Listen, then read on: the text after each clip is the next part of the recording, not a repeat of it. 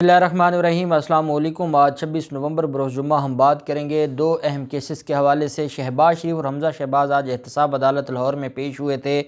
तीन केसेस थे उनके ख़िलाफ़ जिन पर समाअत हुई है और उसकी तफसीलात मैं आपके साथ शेयर करूँगा। और साथ हम बात करेंगे चीफ़ जस्टिस अत्तर मिनल्ला साहब की अदालत में बड़ा अहम केस था और वो था तौहीन अदालत की दरख्वास्त।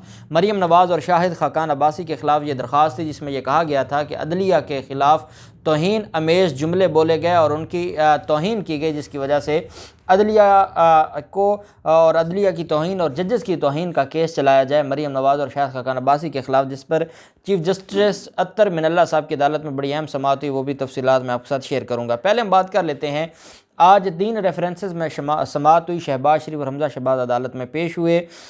एक आशियाना हाउसिंग रेफरेंस था, रमज़ान शुगर मिल केस और मनी लॉन्ड्रिंग केस।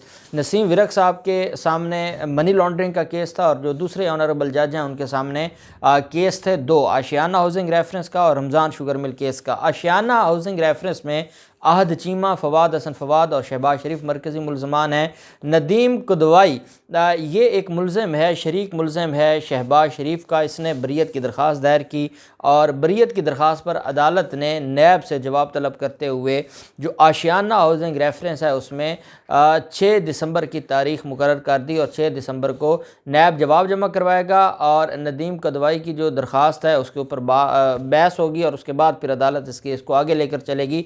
आशियाना हाउसिंग रेफरेंस वो है जिसमें आहद चीमा की जब ज़मानत खारिज हुई थी पहली दफ़ा, दूसरी दफ़ा उनकी ज़मानत मंजूर हो गई, पहली दफ़ा जब खारिज हुई थी 3 माह की डायरेक्शन दी थी Islamabad high court, Lahore high court ने। और लाहौर हाई कोर्ट ने कहा था कि 3 माह के अंदर अंदर जो ये ट्रायल है इसको कंप्लीट किया जाए, लेकिन बदकिस्मती ये है कि 3 माह क्या 1.5 साल गुजर गया है। आशियाना हाउसिंग रेफरेंस में समाअत आगे नहीं चल सकी और जो गवाहान हैं वो आगे उन पर जो एविडेंस है वो मुकम्मल ना हो सकी। रमज़ान शुगर मिल केस में भी यही हालात हैं। रमज़ान शुगर मिल केस और जो मनी लॉन्ड्रिंग का केस है उसमें रमज़ान शुगर मिल केस में मुलज़मान की तरफ से ये प्ली ली गई कि अमजद परवेज़ एडवोकेट साहब बैरून मुल्क हैं, इस वजह से उनकी गैर मौजूदगी में केस को आगे ना चलाया जाए और हमें तारीख़ दी जाए। रमज़ान शुगर मिल केस में गवाहान हाज़िर थे और अमजद परवेज़ साहब ने शरीफ ख़ानदान के वकील ने जिरह करनी थी। शहबाज शरीफ और हमज़ा शहबाज अदालत में मौजूद थे, उनकी हाज़िरी लगी और अदालत ने इस केस में 13 दिसंबर की तारीख़ मुकर्रर की। जबकि जो मामला है जो मनी लॉन्ड्रिंग केस का, उसमें आप जानते हैं कि अली अहमद नामी एक मुलज़िम गिरफ़्तार हुआ था जो कि फ्रंट मैन था नवाज़ शरीफ का, शहबाज शरीफ का, और उसमें ये जो मनी लॉन्ड्रिंग का केस है इसमें उसको गिरफ़्तार किया गया था और ये वज़ीर आला हाउस में बैठकर वज़ीर आला हाउस का इस्तेमाल करते हुए ये सारे कारनामे वहाँ पर करता था। इस्लामाबाद से इसको गिरफ़्तार किया गया था और गिरफ़्तारी के बाद वो जिस्मानी रिमांड पर है। अब जिस्मानी रिमांड पर मुलज़िम है और मुलज़मान जो बाकी मरकज़ी मुलज़मान है शहबाज शरीफ और हमज़ा शहबाज, उनके वकील अमजद परवेज़ साहब की जगह जो उनके एसोसिएट वकील थे अदालत में मौजूद, वो अदालत से कहते हैं कि क्योंकि इसमें नया एक मुलज़म गिरफ़्तार हुआ है अली अहमद और वो जिस्मानी रिमांड पर है, जब तक उससे तफ्तीश मुकम्मल नहीं होती केस को आगे ना चलाया जाए। नैब प्रोसिक्यूटर ने कहा पता नहीं क्या जो इनको इनके जो क्लाइंट्स हैं वो पढ़ा कर भेजते हैं, खुदा का खौफ करें। आप कौन होते हैं ये बात करने वाले कि तफ्तीश आपकी हद तक केस ना, आप उनके वकील हैं, आपकी हद तक केस में फ़र्द जुर्म आयद हो चुकी है, गवाहान हो चुके हैं, इतने गवाह रहते हैं, आप अपनी बात करें। आपको क्या लगा तफ्तीश मुकम्मल हो ना हो, कैसे हो, अदालत क्या करेगी, सप्लीमेंट्री रेफरेंस आएगा, आप उस तरफ किधर जा रहे हैं? तो फिर जो ऑनरेबल जज थे नसीम विरक साहब, उन्होंने भी कहा कि आप क्या इरेलेवेंट चीज़ों की तरफ, आपको क्या लगा तफ्तीश से, आप अपनी बात करें। अपनी बात यह है कि अमजद परवेज़ साहब नहीं है और हम आजिरा नहीं कर सकते। अदालत ने कहा आप ये बात करें ना कि आज आपके वकील मौजूद नहीं है, आप इधर उधर की बातें ना करें। और अदालत ने 13 दिसंबर की इसमें भी तारीख़ मुकर्रर कर दी है। 3 रेफरेंस हैं, कोई कार्रवाई नहीं हुई, एक में 6 दिसंबर की और 2 में 13 दिसंबर की तारीख़ मुकर्रर की है। शहबाज शरीफ और हमज़ा शहबाज ने मीडिया से भी गुफ्तगू की है और उनके साथ उनके कारकुनान भी थे और वहाँ नारेबाजी भी होती रही। दूसरी तरफ आज शाहिद खाकान अब्बासी और मरीम नवाज़ के ख़िलाफ़ जो दरख्वास्त अदालत में दायर की गई थी उस पर समाअत हुई है। ये दरख्वास्त बहुत अहम दरख्वास्त है। उसकी वजह यह है कि इस दरख्वास्त से जो मरीम नवाज़ और शाहिद खाकान अब्बासी है, इस दरख्वास्त से ये साबित होगा कि सिर्फ़ ऑनरेबल जो हमारी अदालतें हैं, क्या वो वकला के ख़िलाफ़, क्या वो सहाफ़ियों के ख़िलाफ़, क्या वो ब्यूरोक्रेसी के ख़िलाफ़, क्या वो बाकी इदारों के ख़िलाफ़ फ़ैसले दे सकती हैं, या जो किंग मेकर हैं या जो हमारे ताकतवर माजी के हुक्मरान हैं, क्या उनके ख़िलाफ़ भी कोई फ़ैसला आएगा, जिनको 2-2 हफ़्तों की 4-4 हफ़्तों की पोस्ट अरेस्ट इंटरम बेल इन्हीं अदालतों ने दी थी, और जो एक पाकिस्तान की क्रिमिनल लॉ की हिस्ट्री में एक अनोखे काम थे जो सिर्फ नवाज़ शरीफ और इस बड़े ख़ानदान के लिए किए गए। और 17 जुलाई को इनकी दरख्वास्त ज़मानत दायर होती है और ये चाहते हैं कि 25 जुलाई को इलेक्शन होना है और वो 7 दिन के अंदर ही हमें ज़मानत मिल जानी थी। वो इतने यकीनी उनकी एक सूरत हाल थी।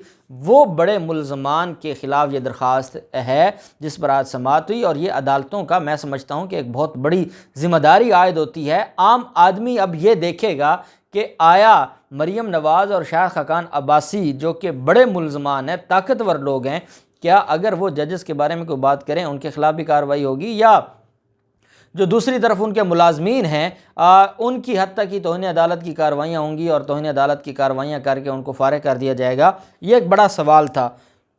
मैंने कल भी इसके ऊपर बात की थी कि चीफ जस्टिस अत्तर मिनल्ला साहब पर बड़ी ज़िम्मेदारी आयद होती है कि वो देखें। आज की जब समाअत हुई तो जो समाअत में जिस वकील साहबा ने दरख्वास्त दी वो ख़ुद आज बहस कर रही थी और उन्होंने अदालत में बहस की। अदालत में जो बहस है, और हमारे जो वहाँ पर मौजूद हैं हमारे टीम मेंबर ताहिर नज़ीर एडवोकेट साहब, उनकी तरफ से जो मुझे पूरे केस का अहवाल बताया गया जो मैं आपके साथ शेयर कर रहा हूँ। एक पहली बात उन्होंने कही कि जो वो वकील साहबा हैं जो पिटिशनर भी हैं वो ख़ुद दलाइल देने अदालत में पहुँची। एक तो उनका वो इस कैलिबर की नहीं थी कि इतने बड़े केस पर, अहम केस पर अदालत को सेटिस्फाई कर सकें। एक बात उन्होंने कहा कि मैंने ये नोट किया है कि उनको कोई अच्छा वकील हायर करना चाहिए था, और अगर वो इस मामले में वाकई कोई रिलीफ लेना चाहती थी, क्योंकि अदालत ने 3-4 सवालात पूछे। दूसरी जो अहम चीज़ है वो ये है कि उसका जो दारो मदार था वो था साकिब निसार साहब के हवाले से जो गुफ्तगू हुई, साकिब निसार साहब के हवाले से जो बात हुई, साकिब निसार को जो डिस्कस किया गया और उनके ख़िलाफ़ जो गालम गलूच की गई शाहिद खाकान अब्बासी, मरीम नवाज़ और इस पूरे टोले की तरफ से। हमारा ये मानना है बतौर वकील, और ये मैं अब उम्मीद करता हूँ चीफ जस्टिस अत्तर मिनल्ला साहब से कि वो ख़ुद इस मामले को देखेंगे, क्योंकि इस मामले को अदालत में बयान ज़रूर किया गया है लेकिन जो ज़ोर दिया गया है वो दूसरे मामले को दिया गया है। वो ये है कि मरीम नवाज़ और शाहिद खाकान अब्बासी ने साकिब निसार साहब के ख़िलाफ़ जो कुछ बोला, ये तो ऑडियो नहीं आई ना, उस ऑडियो के बाद ये मामला चला, लेकिन जो असल बयान हल्फी है जिस पर पहले अदालत मुख्तलिफ मुल्ज़मान के ख़िलाफ़ तौहीन अदालत की कार्रवाइयाँ चला चुकी है, शुरू कर चुकी है, शोकास जारी कर चुकी है, जवाबात आ गए हैं, वो मामला था कि उसमें ऑनरेबल हाई कोर्ट के, इस्लामाबाद हाई कोर्ट के सिटिंग जज के ऊपर इल्ज़ाम था। जब कोई भी शख्स या कोई भी मुलज़मा या मुजरिमा उस बयान हल्फी को बुनियाद बना के अदालतों पे तनकीद करें जिस बयान हल्फी के बारे में सिटिंग जज के ऊपर इल्ज़ाम लगाया गया है, और जो इस्लामाबाद हाई कोर्ट के ऑनरेबल जज हैं उनके ऊपर इल्ज़ाम लगाया गया, तो उसका मतलब यह है कि वो तौहीन अदालत की मुर्तकिब हो रही हैं। यही सवाल तो अंसार अब्बासी से किया गया कि अगर अंसार अब्बासी दी न्यूज़ में एक ख़बर छापने की बुनियाद पर उसको तौहीन अदालत में बुलाया जा सकता है, तो मरीम नवाज़ ने जो ट्वीट किए उस बयान हल्फी की बुनियाद पर और अपनी जो सुरखरुई होने का या अपनी जो बेगुनाही साबित होने का उसने पहले ही फैसला सुना दिया। शाहिद खाकान अब्बासी कहते हैं कि बात साकिब निसार की नहीं है, मौजूदा जज की है, जस्टिस आमिर फारूक साहब इस वक्त भी इस बेंच का हिस्सा हैं, तो हम कैसे उम्मीद करें इंसाफ की जब इनको उनकी तरफ से, बड़े उस वक्त के जो जजेस थे उनकी तरफ से डिक्टेशन दी जाती थी। बाकायदा नाम लेके शाहिद खाकान अब्बासी ने जस्टिस आमिर फारूक साहब पर बात की, मरीम नवाज़ ने नाम भी लिए, मरीम नवाज़ ने इस्लामाबाद हाई कोर्ट का जिक्र भी किया। मरीम नवाज़ ने यह भी कहा कि इस वक्त अदलिया में चंद गिरोह ऐसे हैं जो ये सारे मामलात को देख रहे हैं, चंद अनासिर ऐसे हैं, तो वो रिटायर्ड जजेस की बात नहीं है, वो बात है सिटिंग जज की, और सिटिंग जज की बुनियाद पर ही, बयान हल्फी की बुनियाद पर जो इस्लामाबाद हाई कोर्ट ने तौहीन अदालत की कार्रवाई शुरू की है वो सिटिंग जज की है। अदालत में ये बात बताई गई और अदालत के जो नॉलेज में ये बात लाई गई कि दो एस्पेक्ट्स हैं। एक तो ये है कि साबिक चीफ जस्टिस का मामला है, उस पर ऑनरेबल जज साहब ने कहा कि जब कोई चीफ साबिक हो जाए तो वो एक आम शहरी है, और आम शहरी के हवाले से अगर वो ये समझता है आम शहरी कि उसकी कोई इंसल्ट की गई है या उसके खिलाफ कोई झूठी कंपेन चलाई जा रही है, तो वो हद के इज़्ज़त का दावा कर सकता है, वो जाए और हर्जाने का दावा फाइल करे। लेकिन वो तौहीन अदालत का मामला नहीं आता, क्योंकि जजेस जहाँ बैठे हैं उनको बड़ा दिल रखना पड़ता है, बड़े दिमाग से सोचना पड़ता है। ये मामला था साकिब निसार की हद तक, जो हमने मीडिया में सुना और मीडिया ने हमें बताया। लेकिन जो असल चीज़ थी जिस पर वो जो साइला हैं, जो उसमें दरख्वास्त गुजार हैं और ख़ुद वो वकील भी हैं जिन्होंने आर्गूमेंट किए, उन्होंने एम्फसाइज कम किया और लेकिन बयान ज़रूर किया, वो था मरियम नवाज़ का इस बयान हल्फी को, स्पेसिफिक बयान हल्फी। उसमें जस्टिस आमिर फ़ारूक साहब का जो किरदार है उस पर जो उंगली उठाई गई, उस पर खुलकर बात की शाहिद खाकान अब्बासी और मरियम नवाज़ ने ये बयान किया गया। अदालत में जो समात है, अगर तो ये होता, और जो मैं पुरुमीद हूँ कि अगर तो चीफ जस्टिस अत्तर मिनल्ला साहब को ये लगता कि ये जो मामला है इसमें कोई ऐसी ख़ास बात नहीं है, तो वो इस मामले में ये फ़ैसला महफूज ना करते। अब उन्होंने फ़ैसला महफूज किया है, तो उसका मतलब ये है कि वो अब इस मामले को समझ गए हैं कि मरियम नवाज़ मुजरमा है, मरियम नवाज़ की ही, और अदालत ने कहा है कि अदालती केसेस को इन्होंने मुतासर करने के लिए या असरअंदाज होने के लिए ये कुछ किया है।